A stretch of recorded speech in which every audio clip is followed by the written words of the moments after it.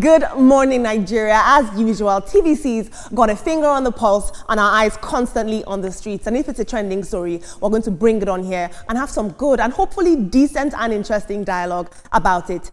In our first story, the Edo State government has demolished 2 buildings allegedly linked to cult-related activities, ritual practices and kidnappings in the state. Now, Governor Monday Okpebholo, who personally oversaw the demolition on Wednesday, said that one of the properties located in the Amagba area of Benin City was used as an operational base by a notorious cult group connected to recent killings in the city. Now, the second building was situated in the Ogege area of the state capital. According to the governor, these Amagba properties featured halls and several rooms that were fitted with mattresses and office spaces, and they were believed to have facilitated the cult group's operations. He added that the building was reportedly used for initiation rituals and was also allegedly being used for cybercrime and kidnapping. Take a look at this. This is not acceptable in this land. We will continue to fight our fight. Wherever they are hiding, smoke them out, demolish their houses. There will be no hiding place in Edo State. We are serious about this, and we are very serious. We are resolute. Wherever we have destroyed or demolished hideout for criminals, we are going to take over, build something for the public. Edo must be safe.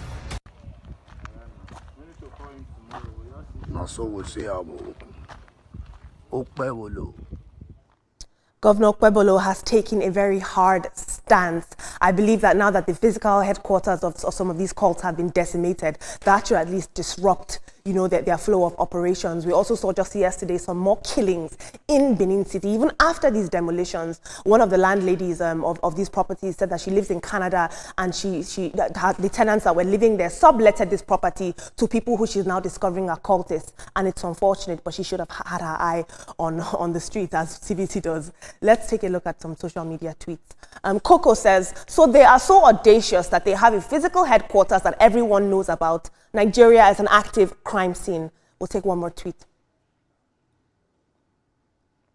This is a tweet from Senator Monday Okpebholo himself. He says, I will not watch Edo be destroyed by cultists, kidnappers and criminals. Today, I supervised the demolition of a house where children were kidnapped, tortured and used for rituals. That wickedness ends now. Edo must be safe. We have also sealed cultist hideouts and are enforcing the new anti-cultism law. If you're involved in cultism or protecting criminals, consider this your final warning. There was some backlash. Some people were saying that he's going to dissuade some people from building or investing in real estate in Edo. But so does insecurity. People will not invest in a place they feel is insecure or unsafe for them and their families. But moving on, in our next story, as Lagos endures another rainy season, its worsening flood crisis is drawing renewed concern. In many parts of the city, residents are left to fend for themselves as heavy rains overwhelm blocked drainage systems and poorly maintained roads. What was once a seasonal inconvenience has now become a recurring emergency,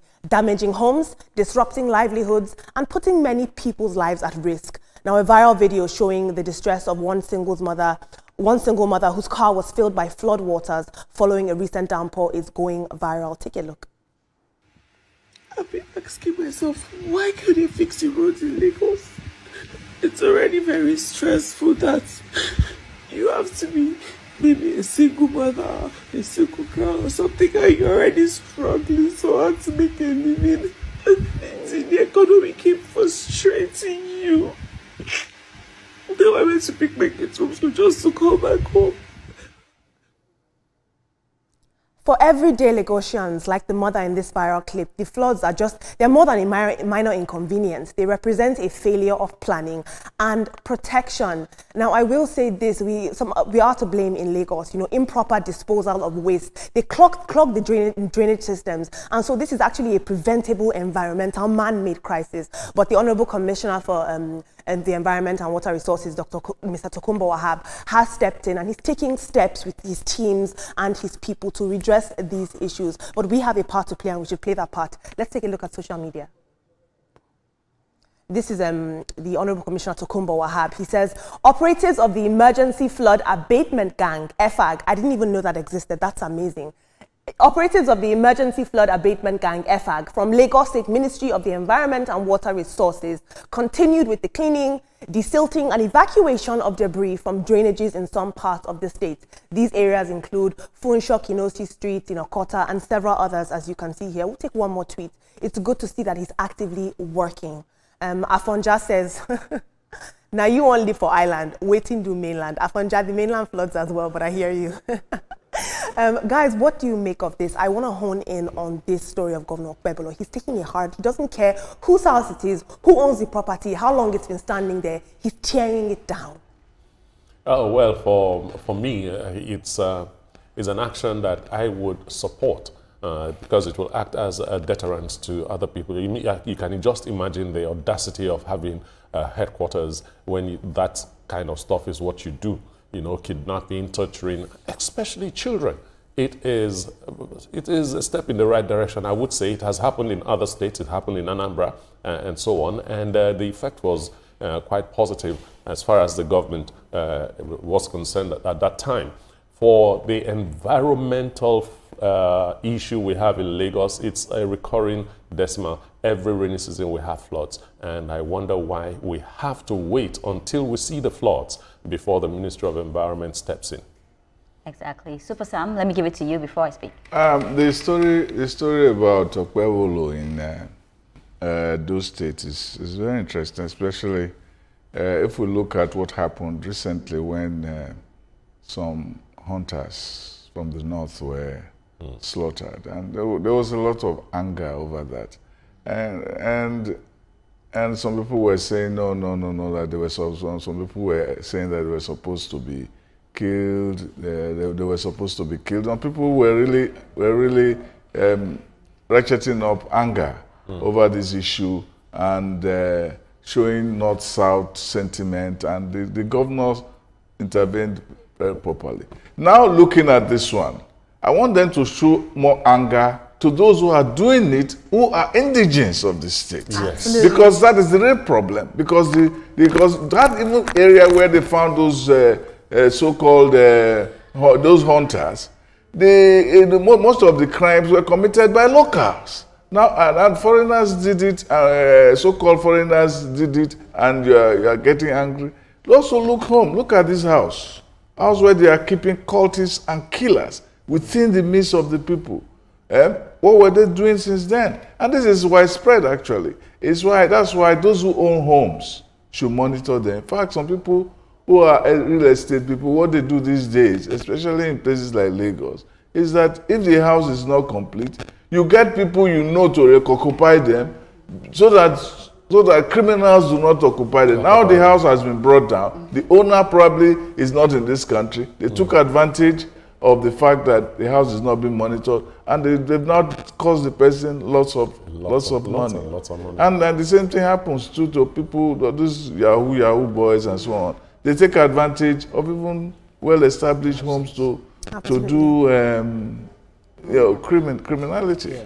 You know, and just to add to this, what Super Sam has said, you know, the owner may not even know what's happening in that house, and now his house has been brought down. I think we need to deal with the individuals, but bold of people to now have a location. Olamide, I'm even surprised. Like, you have a location to do such dirty deals is the audacity for me. I really hope that they are brought to book. I think that bringing down the houses is a little bit extreme, knowing that some of these landlords are even abroad and have no idea what is happening. So the people must be dealt with. Now let's talk about the flooding happening. We all know Lekki, Olamide, we have suffered in Lekki very well, but we are still here. We cannot leave. Now, my problem is that we know what is happening. We're waiting for the rains, and the rains have come. I'm happy that Mr. Tokunbo has spoken, you know, quite swiftly as well. But what I want to say is that sometimes we are the cause of our own problems. During the dry season, where you put your refuge, what were you thinking when the rain is coming? So let's do better as well. In as much as we will start blaming the government. I heard the woman saying that, oh, what's Lagos State doing about the road and all? Most of the times, we throw this dirty in the gutters and they get to block. So let's also do our part and let the government do their part as well. I think it was insensitive, or it's insensitive on the part of the person that the netizen that tweeted that, you know, mocking those who live at Lekki. I think it's very insensitive. It's just for us to think, what are we supposed to do? What are our responsibilities to our environment? You do not expect government to help you to always clean your roads when you are dumping all of the refuse that you have, you know, on the roads and, you know, places that they are not supposed to. Some people still pack their refuse and they feel like they are cleaning the environment by burning this refuse, destroying the ozone layer, contributing to climate change. So all of these problems are man-made, and we should be very, very responsible to our environment. I would say kudos to Edo State Governor for demolishing the house, because he had signed the anti-cultism law. He signed a bill into law, and I feel that everyone who owns a property should be able to look after the property, whether you have a caretaker, you have an agent that is, looking at, overseeing the property on your behalf, whether you're Nigeria or not. So, because cultism in Edo State is on a very, very high pedestal. You have even politicians using them to the disadvantage of the state. So, if the law is there and we are flouting it, we are not making sure that people around there are safe, then we'll come back to be blaming the government. So, whoever is found wanting, whoever is a cultist, should be dealt with. A very clear and courageous message by the governor, and I hope that it's heard and received.